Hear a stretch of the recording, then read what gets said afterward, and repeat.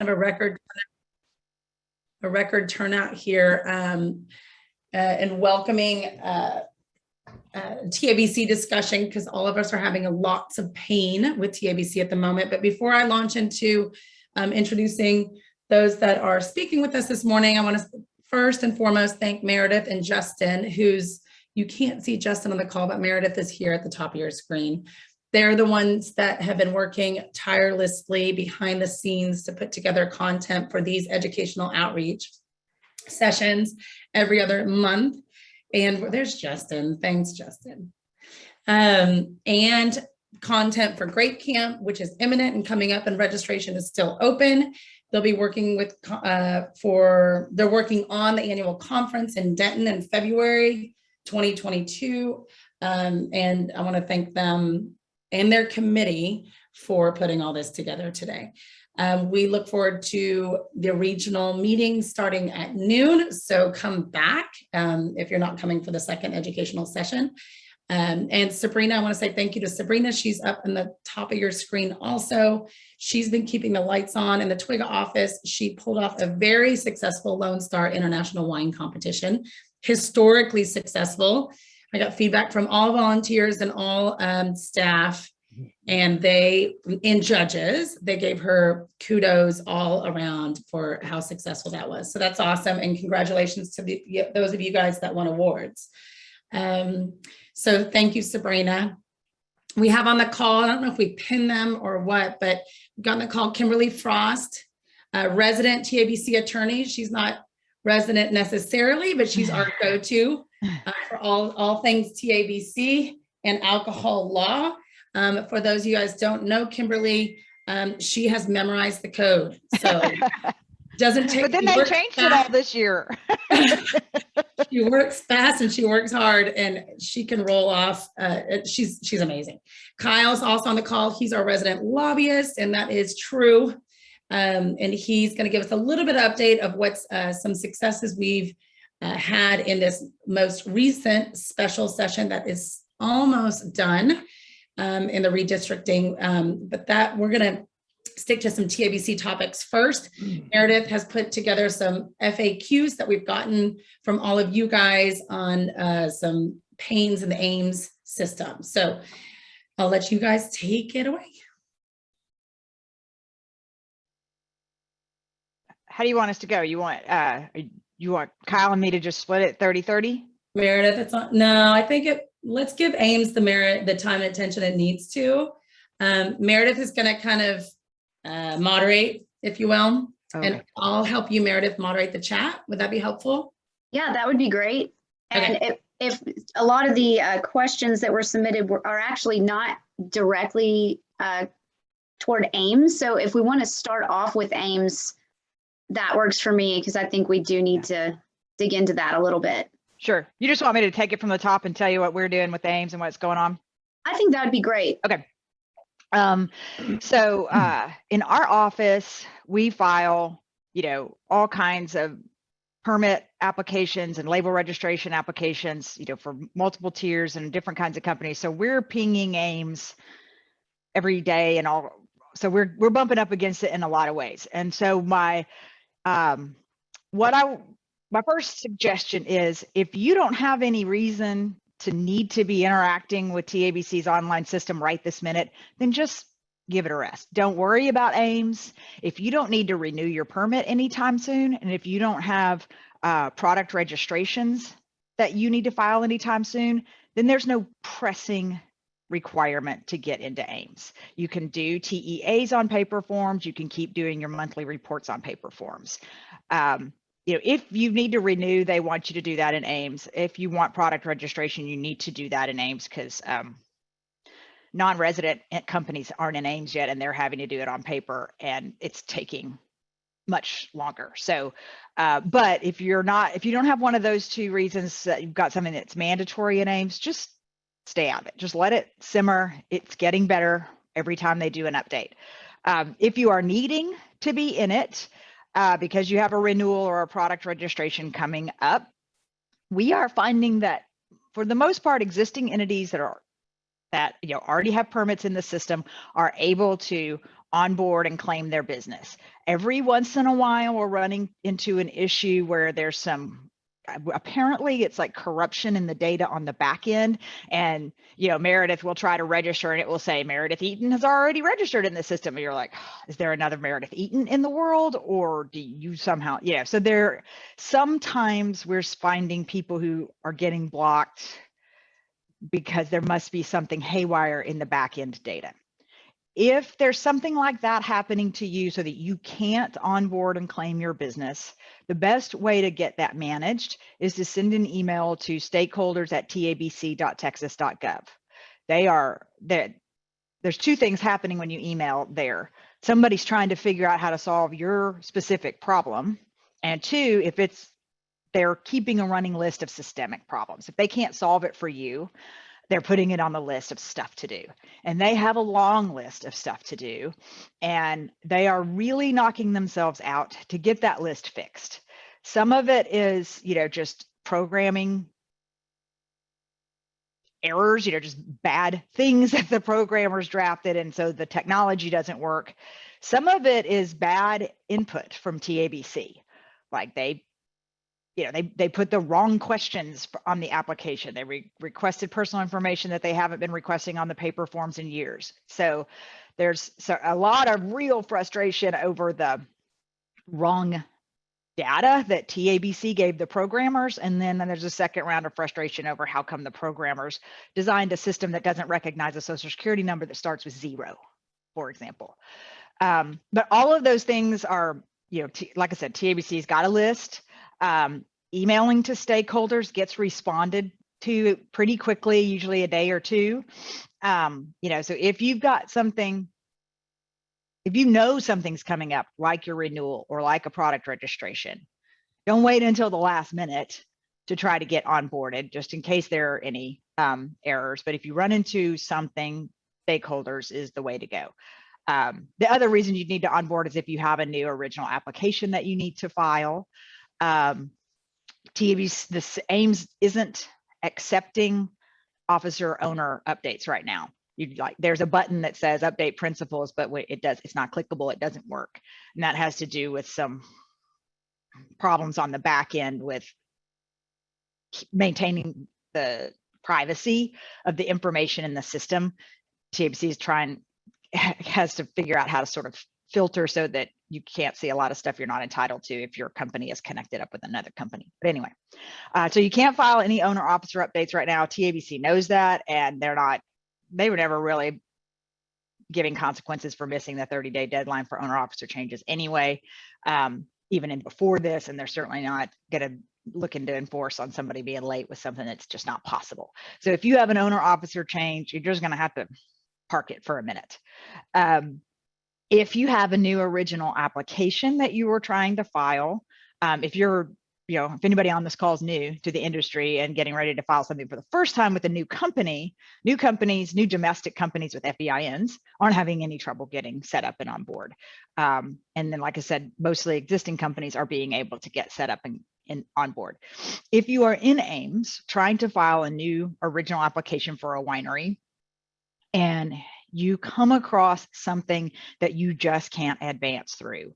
For example, if your social security number starts with 0, or if, there are some problems with address formatting and not accepting certain kinds of addresses. They're just this weirdness. There are yes, no questions in the application that if you put the right answer, it might tell you you're disqualified from this permit. So anything that you encounter like that if you put the right answer, you can't advance because the system won't accept it or because there's a programming error on what's the right answer to the question.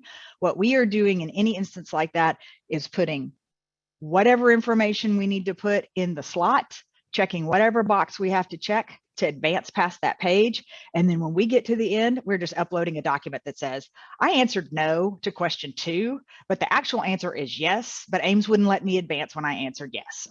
Or I set my social security number as 111111111 because it wouldn't let me put my real social security number, which is, so just, and TABC knows that people are doing that.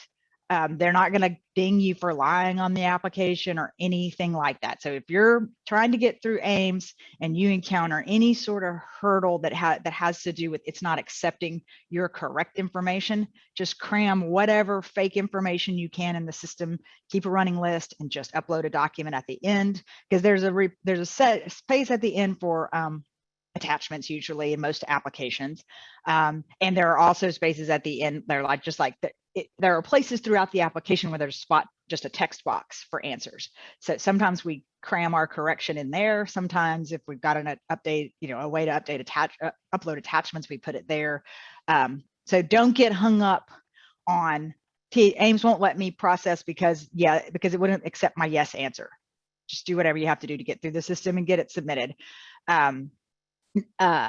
But what you do not do, don't do for original application or a renewal is file paper, because TABC can't do anything with your paper. Their interface is exactly the same as ours. So if you can't enter a social security number that starts with 0, neither can they. So don't send them paper because it's just stacking up. They don't have anybody to data enter that stuff. So just jam it through AIMS as best you can and carry on. They'll contact you when they get to your application to sort out what's missing or what's incorrect. Because I will say this, we are getting permits issued. AIMS is working, and permits are issuing faster than they were. Like in the paper days before, like the serious crunch to get everything through before August 1. Call it last January or whatever, TABC was pretty steadily at about 60 days for most originals. I mean, I've gotten winery permits in 30 days in AIMS.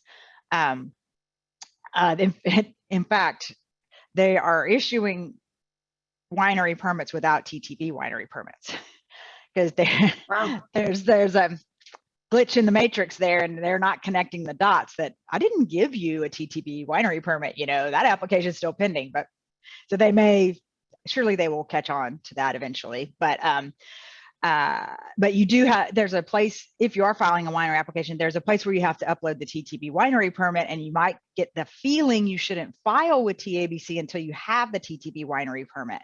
What we're doing is in Permits Online, we're just printing an application summary, just so we have a document that shows that the application is pending, and we're uploading that application summary in the space for the TTB permit.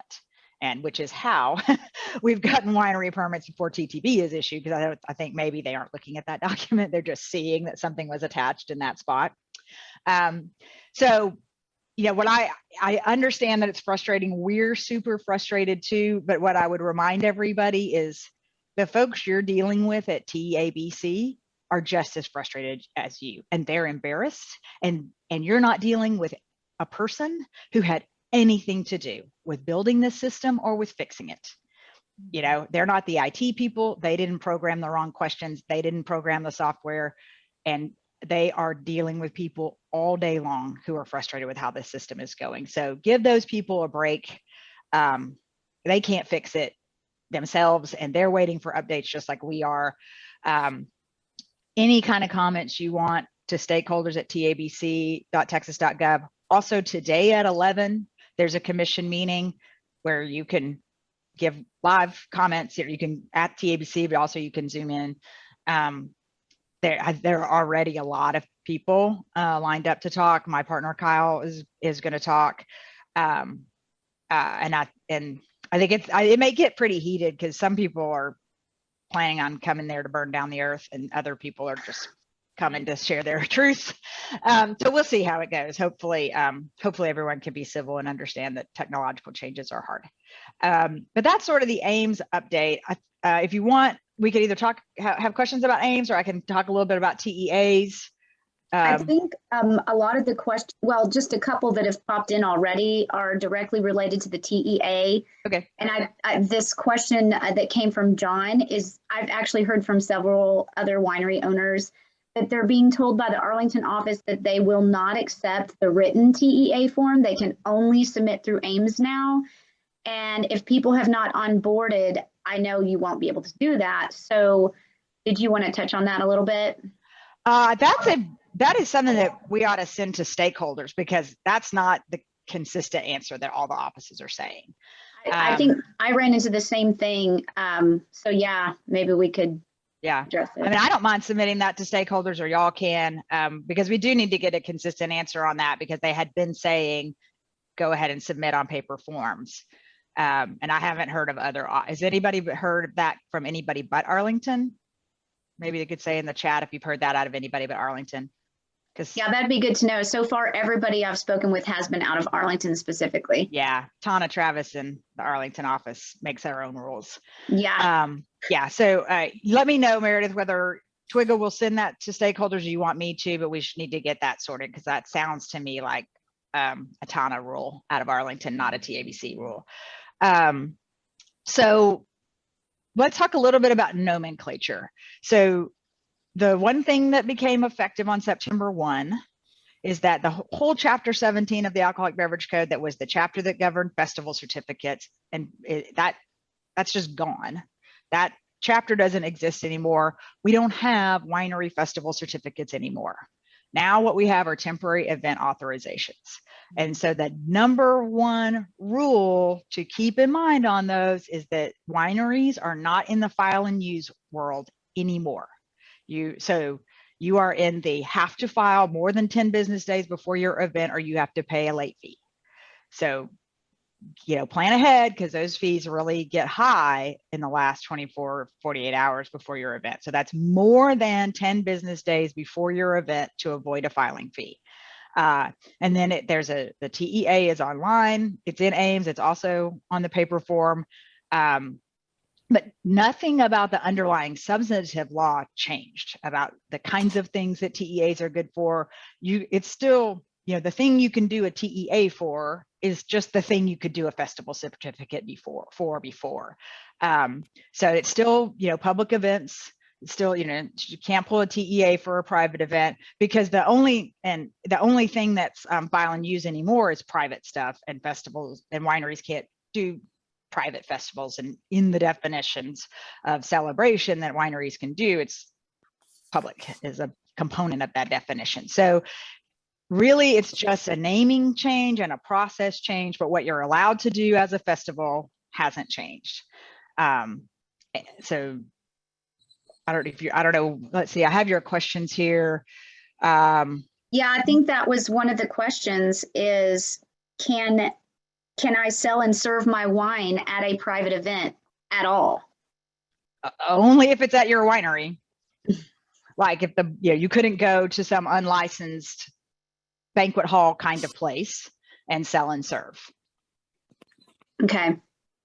That's always been the case. Right. Correct. Yeah. It's come up a couple of times, so I wanted to get it out there one more time to be really clear on it, that we are not allowed to leave our premises for serving and selling without some sort of permit.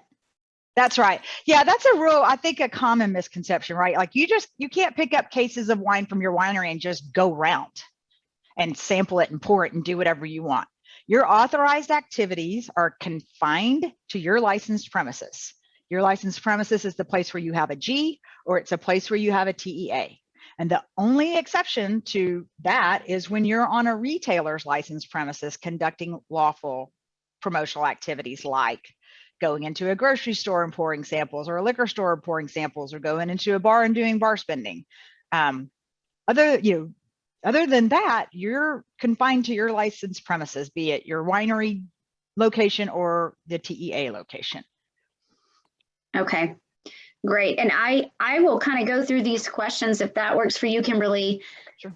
And I encourage everybody, I'm watching the chat as we're going through. So if anything pops up, please feel free to put that in the chat and we'll address it. I did want to let you know that Brian said they have submitted to Lubbock and Arlington in the past 3 weeks with paperwork. I'm wondering if that also includes the TEA form, Brian. If you could let us know yes or no. I wanted to let Kimberly know that. So there definitely is some inconsistency, I guess, with mainly Arlington.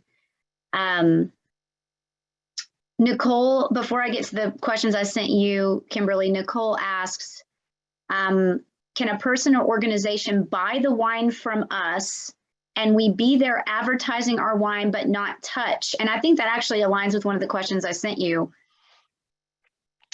Yeah, so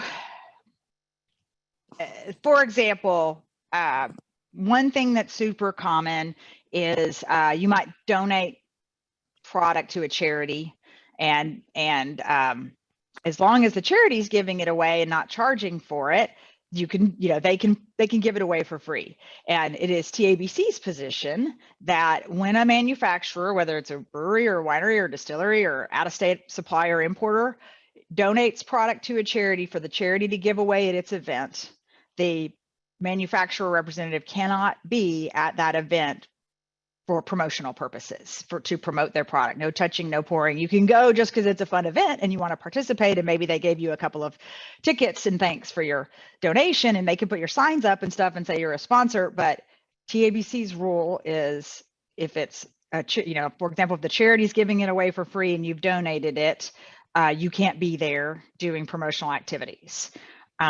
If it's a charitable event, for example, that is structured with a retail permit, be it a temporary retail permit or a TEA from a for-profit, whatever retailer, then that's just a retail premises like any other. So you can do bar spending, which is, that retailer buys it and you send your rep in to do a buyback, right? They're buying rounds. That's what bar spending is. And when, and while if the retailer will let you, you're allowed to bring your own wine to like a grocery store or liquor store, a BG or a BP, not a BP, a P, except those aren't the letters anymore. The new Ames numbers don't have these letters that we're used to in front of their names. But a person who had what we call a mixed beverage permit, which is where they can sell distilled spirits for on-premises consumption, those kinds of permits are forbidden from allowing outside alcohol on, and that includes from a Texas winery. So you can't take your own wine inside a mixed beverage establishment. If they're selling margaritas with tequila, you can't bring your own alcohol in. If it's a grocery store or somebody that's just got a beer wine permit, if they will allow you, you can bring your product in for sampling. And so most of the time when it's like a festival, not a wine festival, but like a music festival or, some kind of public event that's for the benefit of a charity and there's retail sales, those are usually pulled by somebody who's got a mixed beverage permit. So those become off-site mixed beverage establishments, and you can't bring your own alcohol in, but you can go in and do bar spending, which is they bought your wine, then you buy it from the retailer to give away to customers for promotional purposes. Gotcha. Okay.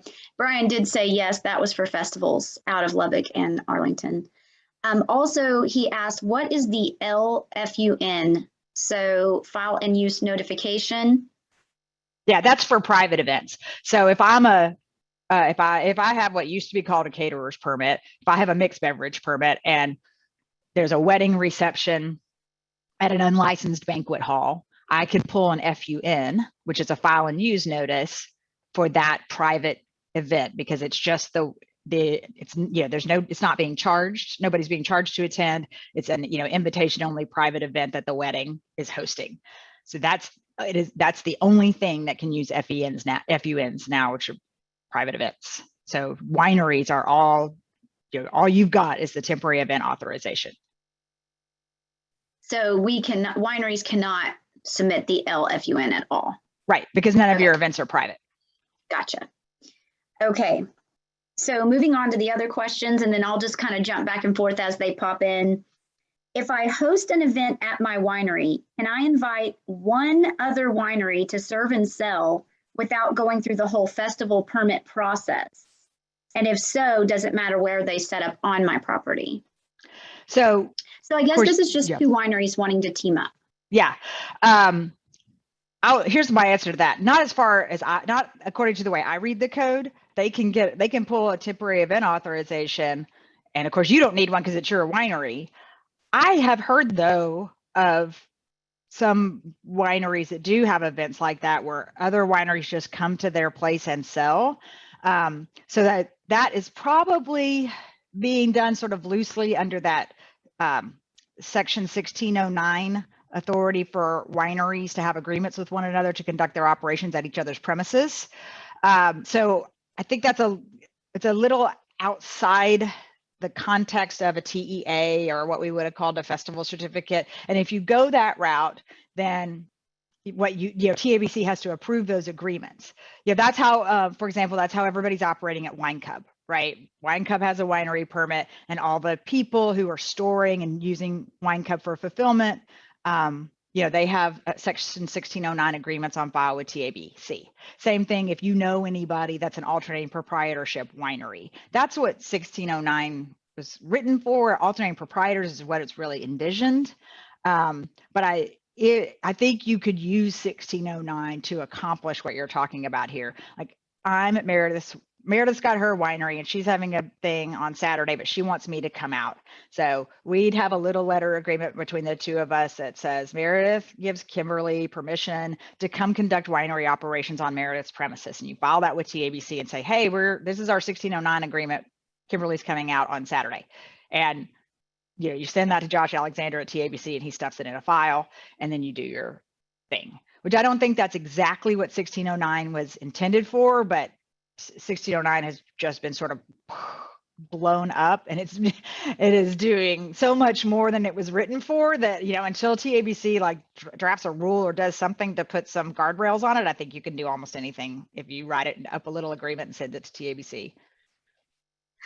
Okay, that sounds good. So anticipate a little bit of change in the future, possibly on that one, a little clarification.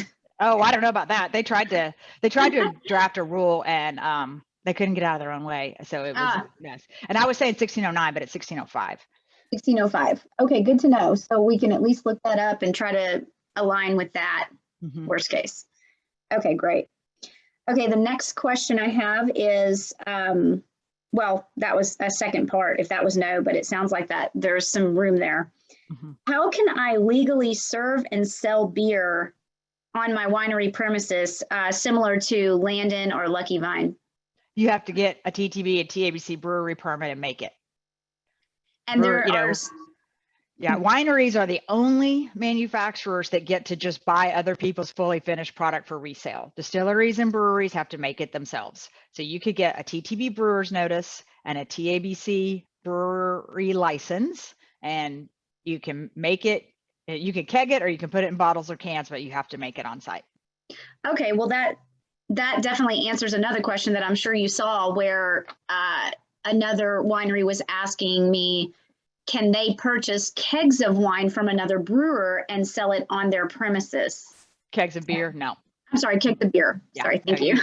Brewers and distillers, you can get a brewery permit and distillery permit, but you have to make what you sell.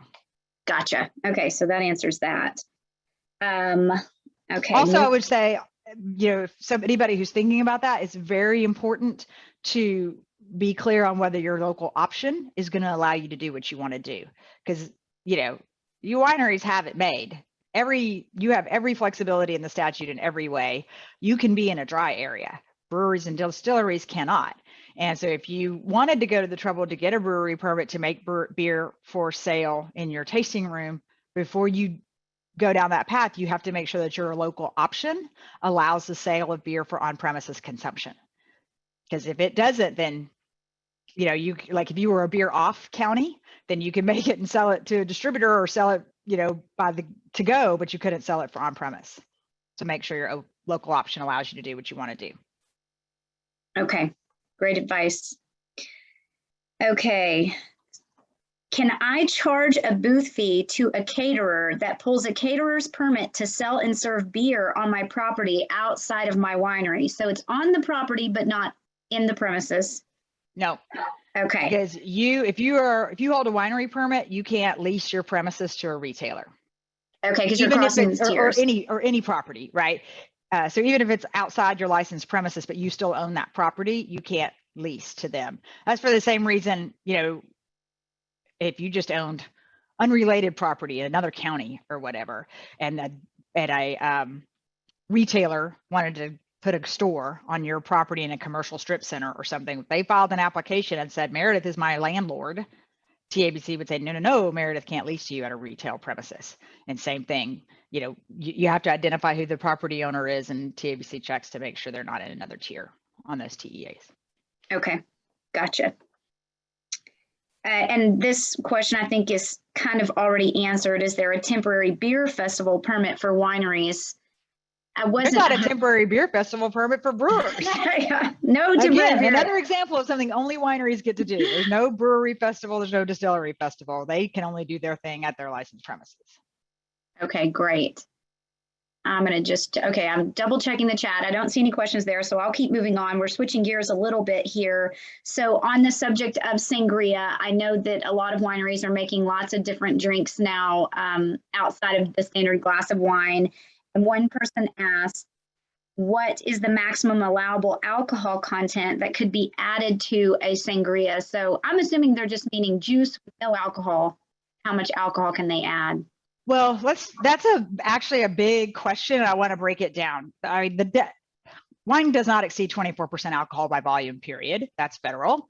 But you are entitled to bring brandy onto your premises in bulk for further manufacture. But like, you can't go to the liquor store and buy a bottle of brandy, to be making a batch of sangria in your tasting room. If you want to make a product in your bonded premises that you're going to package into consumer containers, you can get TTB formula approval and you can acquire that brandy in bulk. And, you can make a sangria as a bonded activity that requires TTB formula approval and label approval. And then you can remove that product from bond for the tasting room. But like, you just can't go to the liquor store and buy a bottle of brandy and bring it into the tasting room. That's not allowed. You can only acquire product from a lawful source. And for wineries, that's, you can buy bottled wine from another winery. You can buy bottled wine from a wholesaler. You can buy bottled wine from a non-resident seller from out of state. You can buy bulk from a non-resident seller and bulk from a winery. Okay, perfect. So just to reiterate, so if I have a packaged finished bottle of wine that's 24% alcohol, which is our maximum, I can add that to my juice mix and I'm within the legal parameters. Yeah. So yeah, let's say you've got your own, you've made a high alcohol content wine in your bonded premises. Maybe it needs formula approval, maybe it doesn't. It's labeled and you're removing that from bond to bring it out into the tasting room. In the tasting room, yeah, you can add juice and orange slices and fizzy water and whatever you want with that product because it's wine. Gotcha. If you're doing anything, if you're bringing on distilled spirits for further or wine spirits for further manufacture in the bonded space, then you've got to, that has to happen in the bonded space, and then that triggers all the TTB stuff for your production. Okay, great. Okay, if a customer is hosting a reception or wedding on my property and they want to have a keg of beer, can I charge them rental space to store that keg while it is served? And is my staff able to assist in the serving of the beer to ensure no one is overserved? I don't know of any reason why you can't charge them a fee to bring the keg on. Although I've never asked TABC that question. So I don't know what they would say if we asked them. Certainly you can charge a venue rental fee. So just, all else fails, call it a venue rental fee.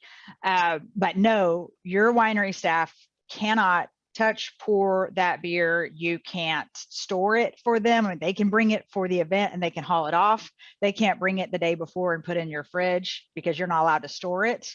Your staff can't touch it, pour it, anything. And TABC has a BYOB bulletin that covers that as well. Like you can't allow somebody to bring outside alcohol on for a ticketed event, for example. They can only bring it on for their private event or for their personal consumption. So the bride can bring a keg, somebody who's coming out for the afternoon can bring a 6-pack, but let's say you're, maybe you've got music out there and there's a big public, big event, and maybe you're charging tickets to get in because you've got a band. You can't have somebody bring beer to give away if you're charging tickets to get in or for anything that's open to the public. Is there any specifics to glassware? Do they need to have their own cups just to make sure that they're, No, you can give them glasses or plastic cups or whatever. Like you can, it's sort of like, at a beer joint, I can bring in my bottle of whiskey and they can sell me a setup, right? Gotcha. Okay. So it's the same kind of thing, but you can't. And at the beer joint, I can bring in my bottle of whiskey and buy a setup, but the bartender can't take my bottle of whiskey for me and mix up a cocktail and bring it back to me. Gotcha. Okay, great.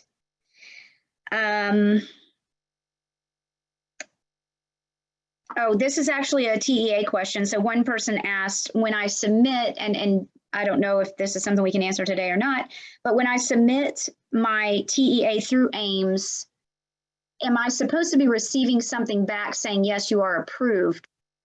Yeah, you're supposed to be getting an approval, an authorization. That's why Okay. you have to submit it so far in advance. So hey, they have time to process it and get your approval out before. But it's not going to be automatic. I mean, it shouldn't Okay. be popping up right then. It'll come, some before your event, maybe hours before Hopefully. your event. So check your email. Yeah, hopefully so. I think there might have been a few people that submitted and it came to the day of the event and there wasn't. Yeah. But I know we're still at the beginning of this thing. So that just may be a coincidence. So. Yeah. All Yeah, right. there definitely were some people I talked to in the first couple of weeks that it was like coming down to the wire and they didn't have their thing. Yeah, yeah. Okay, we got a couple more questions that popped up on the chat. Can your tasting room staff remove or touch empty beer, etc.? So if you're cleaning up after the party, okay, Yeah.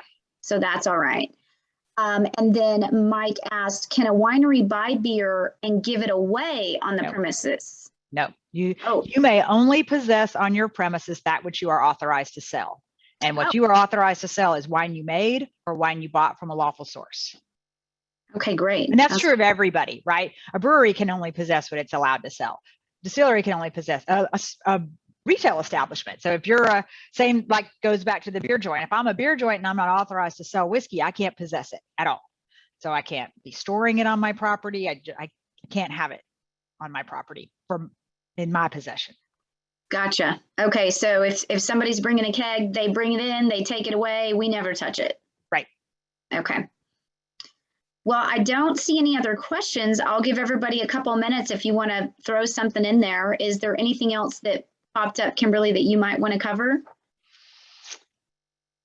No, I think, we hit everything on what you sent. Okay. Yeah, I mean, I think the main thing is give Ames time and be patient with the folks at TABC who are managing this. Okay, couple more things popped in. Nicole asked, if you are in Ames, the permit shows up there to be printed. That's what we have found, and we're told Arlington office does not send you an email with the permit once you are in Ames. So that's a very good point. Yeah, if anything you have filed in Ames, we're finding that the email notifications aren't reliable. So if you're waiting for something in Ames, log in every once in a while, especially, maybe it's me, I'm the one in my company that has the login, but somebody else in my office actually filed, and maybe the email came to me and because it's my account, but somebody else did the work, and the somebody over here is expected to get an email and they're forgetting that it's gone to my email and I'm not looking for it, or it went into my spam or whatever. So when in doubt, log into Ames and see if that's real true of product registrations. We are finding that the email notice that your product registration's been approved is those notifications are spotty. So, and product registration is much faster. They're down to like 2 weeks right now. That's awesome. So, okay. So it's the worst, my worst gripe maybe about all of things. Well, not my worst, but it's one thing that is super frustrating is you can't file a bunch of product registrations and pay for them all at the end. You file one and you pay for it, and you start over, and you file the second one and you pay for it. So like if you got 10 labels this harvest, but it works pretty quick. And here's another very important thing in product registration. Before you would just upload the COLA, and TTB would use the image in the COLA to create the label certificate, or TABC, I mean. That is not how Ames works. In Ames, you upload the COLA, yes, but you also have to upload a JPEG that has all your label images in it. So if you've got a front and a back and a neck, those all have to be in one JPEG, not 3 different JPEGs. And because it's that JPEG that you upload that Ames uses to create the artwork in the COLA. So and the instructions don't tell you that. And if you do it wrong, you'll just get a notice that your application has been rejected without an explanation. and they don't refund your money when they reject. So then you have to call TABC and try not to be frustrated. And then they explain it, and then they have to process you a refund because they understand that that's not cool. So spread the word with product registration, a copy of the COLA and a JPEG with every image that's in that COLA in one JPEG. And if it's a low alcohol, below 7% wine that doesn't have a TTB COLA because it's below 7%, you must file a TTB formula approval or a formula rejection. So for example, we had a below 7% Moscato recently. So I had to go into Formulas Online and I filed a formula application knowing that it would get rejected, and it got rejected, and I filed the rejection with the label application. That's but the great JPEG information. thing is mission critical because they can't drag the artwork out of the COLA anymore. Okay. Yeah, good to know. We'll probably put something together on the website. Maybe I'll get with Sabrina on that. Pat Hale asked, do the days to submit only include business days, the 10 days? It's 10 business days. So 10 business days. Monday through Friday, no holidays, 10 business days, more than 10 business days. So the 11th business day or soon or earlier before the event. Right. So if a federal holiday pops in there and you have a Saturday event, your last day is a Thursday 2 weeks ahead, basically. Right. Yeah. Yeah. Okay. And also state holidays, because state holiday, like San Jacinto Day is not a federal holiday, but it's a state holiday. Okay. Yeah. Okay. Good to know.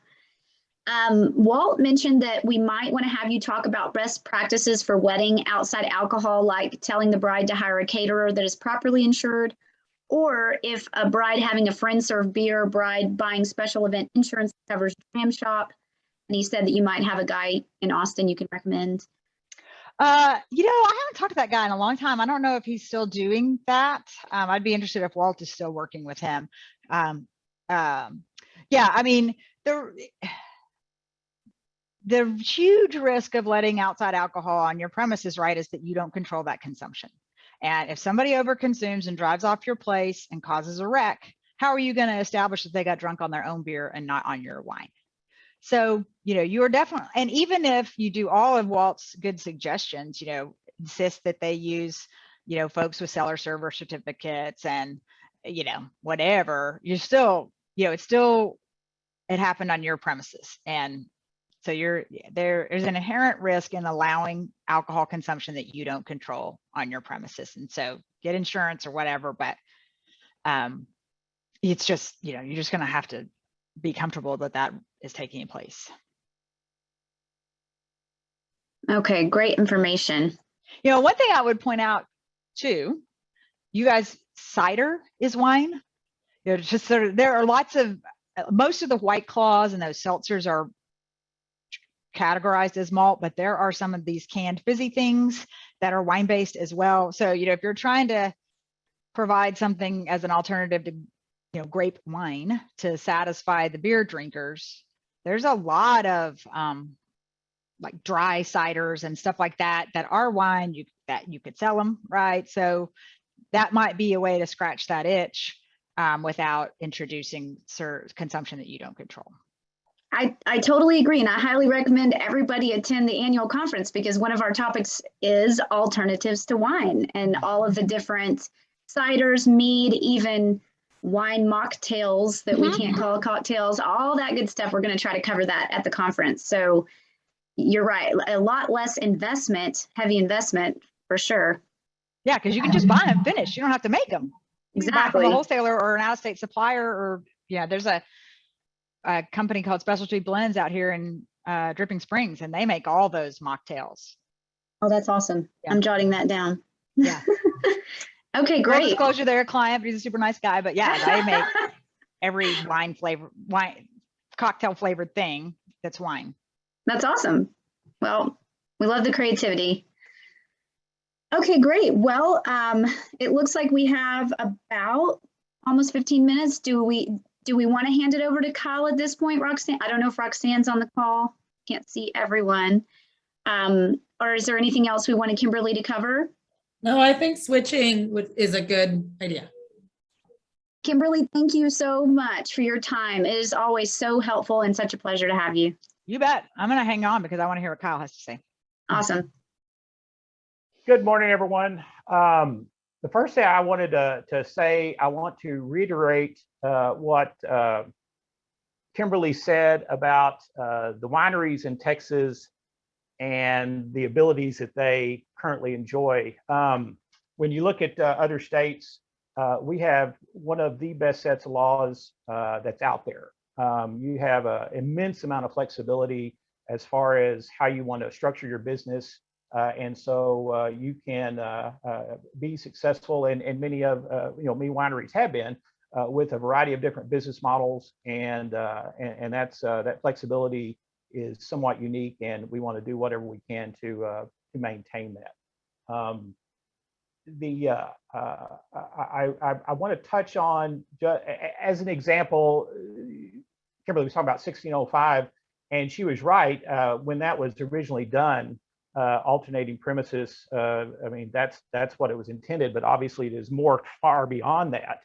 And it was, I guess it was written in such a way, when we were doing that, we certainly didn't think about all these different things that could have been done with that, but it was written in such a way that folks are able to make use of that in a variety of different ways, and that's a good thing. I want to talk a little bit about the special sessions. Obviously, those have been in the news recently. We did finally finish the third special session since the session was over. Typically, those sessions last about 30 days. The first one was significant, or at least it was. It made headlines because the Democrats walked out and broke quorum because they had problems with the proposed election bill that the Republicans were pushing. That got worked out, only to the point that the Democrats realized they couldn't stop it, and so they came back and got as good a deal as they could hope on that bill, and it ended up passing in the first one. Since then, we've had two more sessions, mostly dealing with issues that are of interest in Republican primaries, for the most part.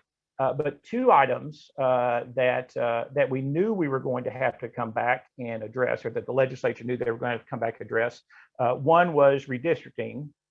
Typically, that would have been handled in the regular session, but because of COVID and the delays at the federal level in getting the census numbers in, it was not addressed because they didn't have the information to actually do it. So that was addressed during this last legislative session and finalized. And the other item, there was, and again, if you've just read a little bit of the headlines over the last 9 months or so, there's been a considerable amount of federal money that has been sent to the states for COVID relief, and this money could be used in a variety of different fashions. And part of the money that was sent to Texas, to the tune of just under $16 billion, was not allocated during the regular session. So we knew we were going to have to come back and allocate that money. If they didn't allocate it, then it would go away. They had to allocate it by 2024 and spend it by 2026. And if you didn't do that, then it would have disappeared. So they had two major items during this last special session to finalize redistricting and pass those bills. That would be the new congressional districts, new state Senate districts, and new state House districts. They had to finalize those three bills, and they had to spend $16 billion, that's with a B, dollars.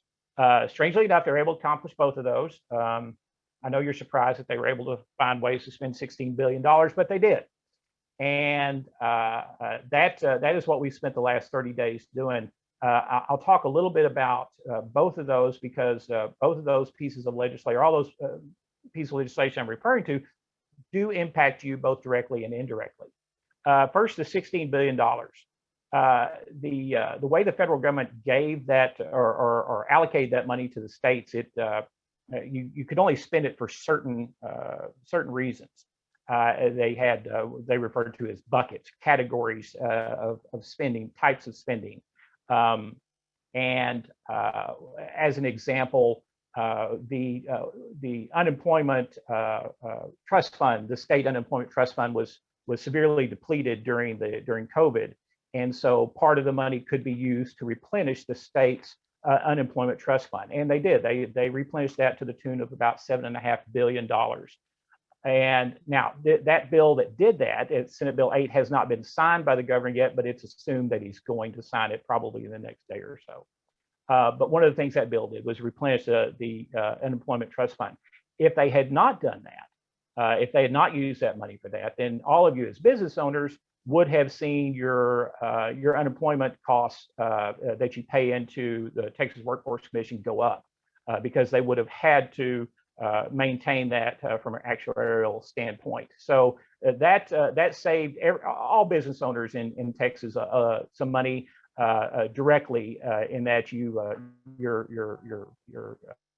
the amount that you have to pay is not going to go up significantly. So that was good news.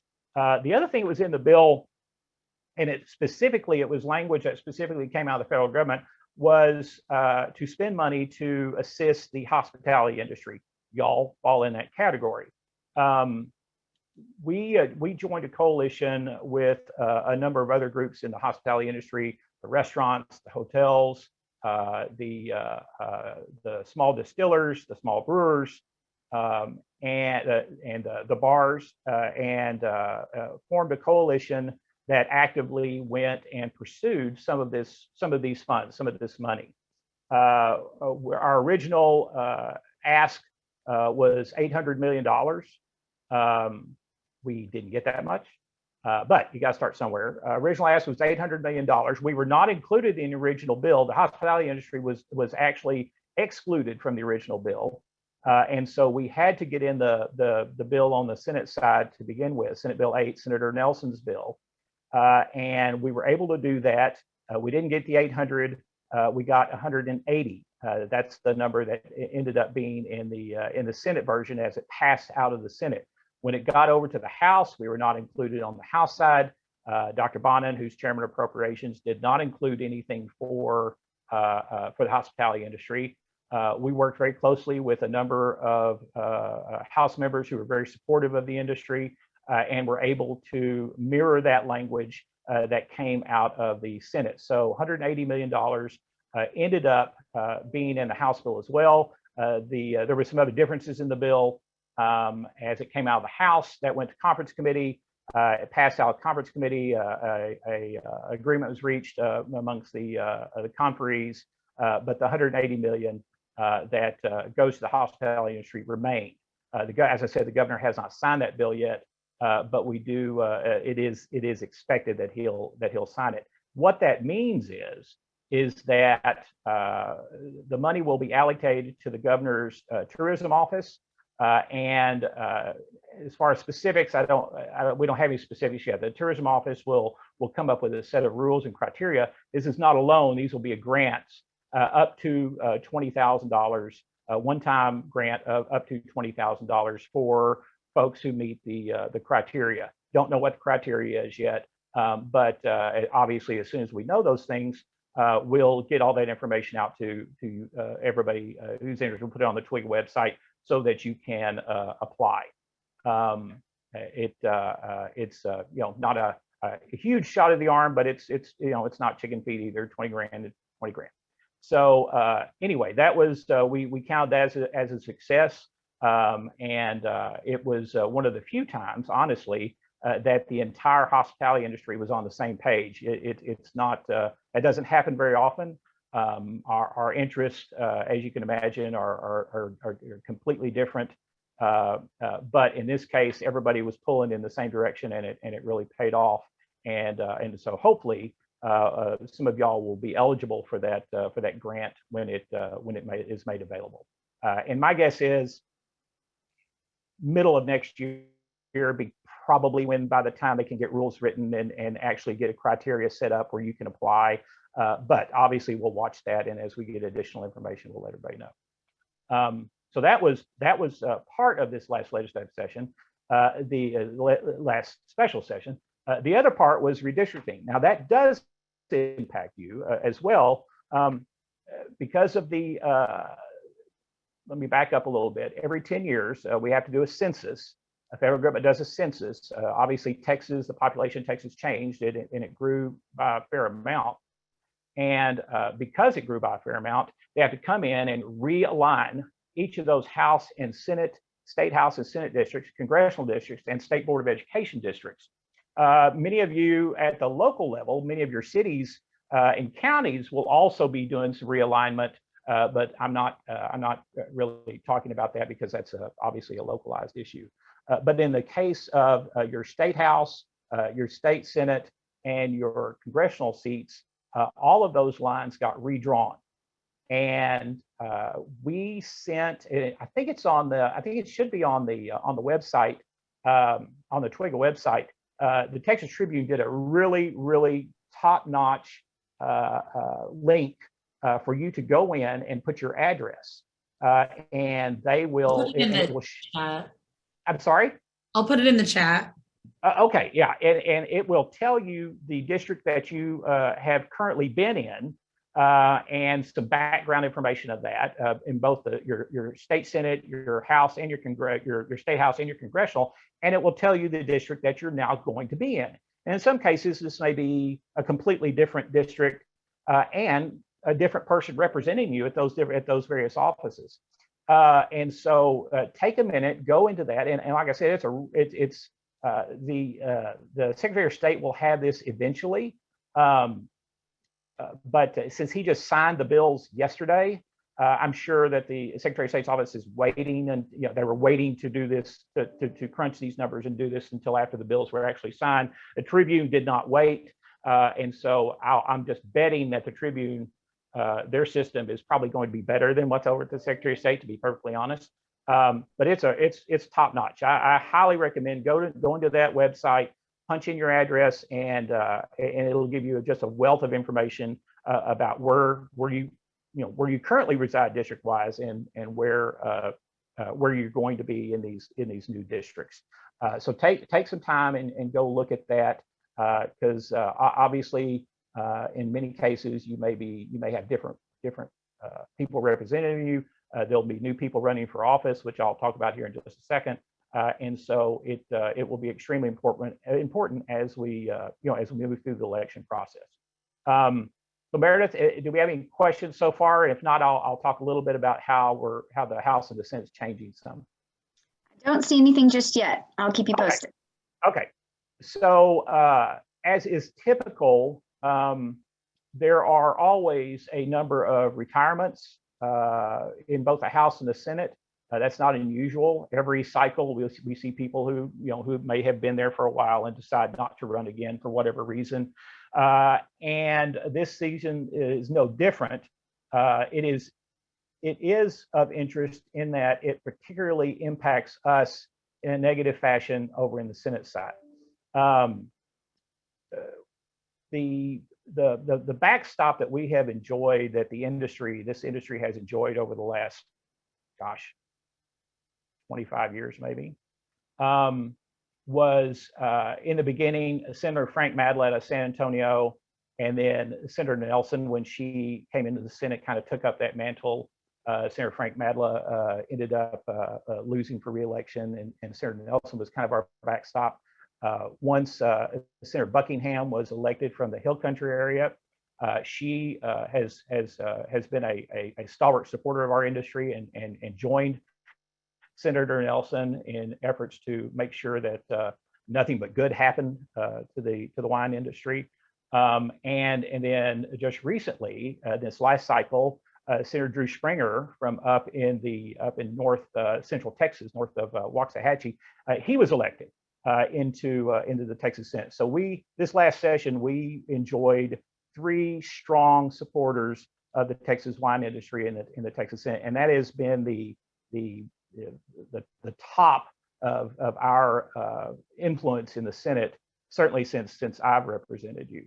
And unfortunately, That's changing. Senator Nelson has announced her retirement.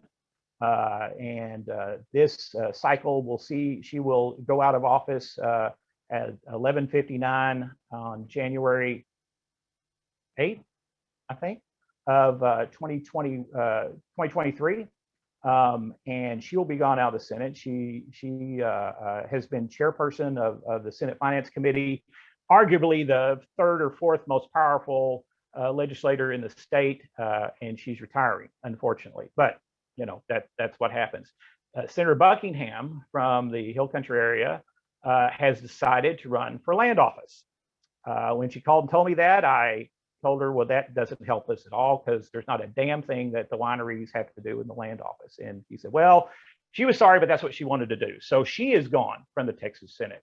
In addition to that, that district, which was certainly Gillespie County heavy and went up and over toward just west of Travis County, it was rearranged fairly dramatically. In that district now, Gillespie County now, for those in the Hill Country area who have wineries down there and vineyards, that district now will be centered in Bexar County.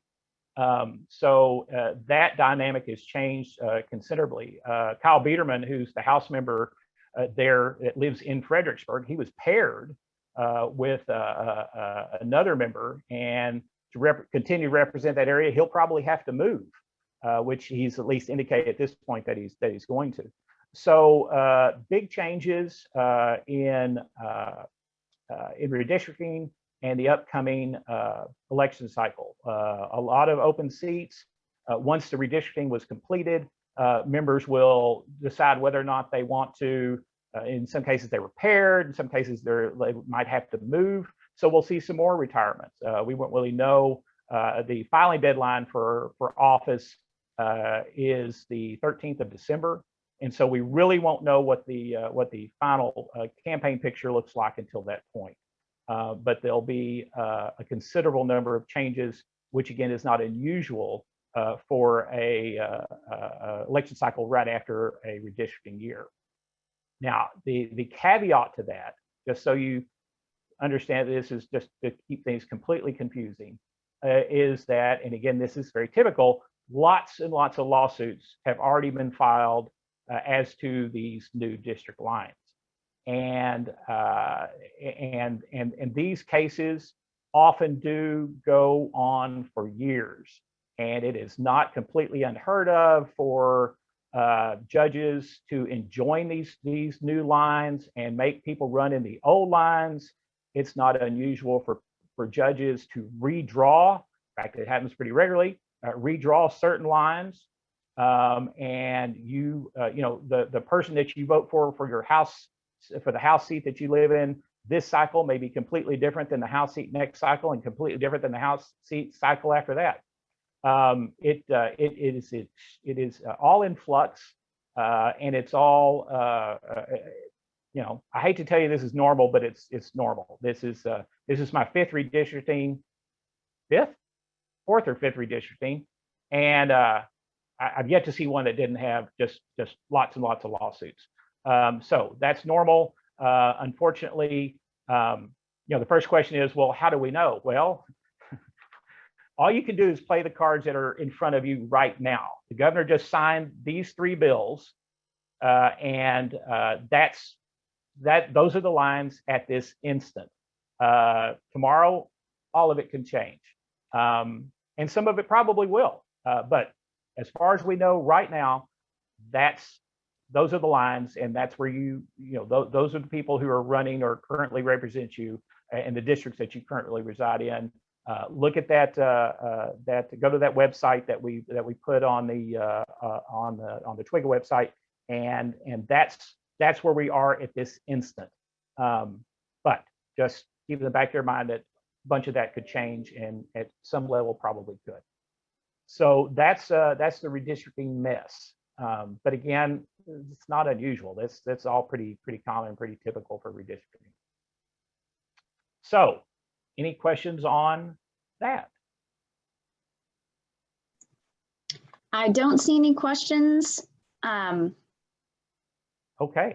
if anybody has anything, pop it in there for us. But thank you so much for that, Kyle.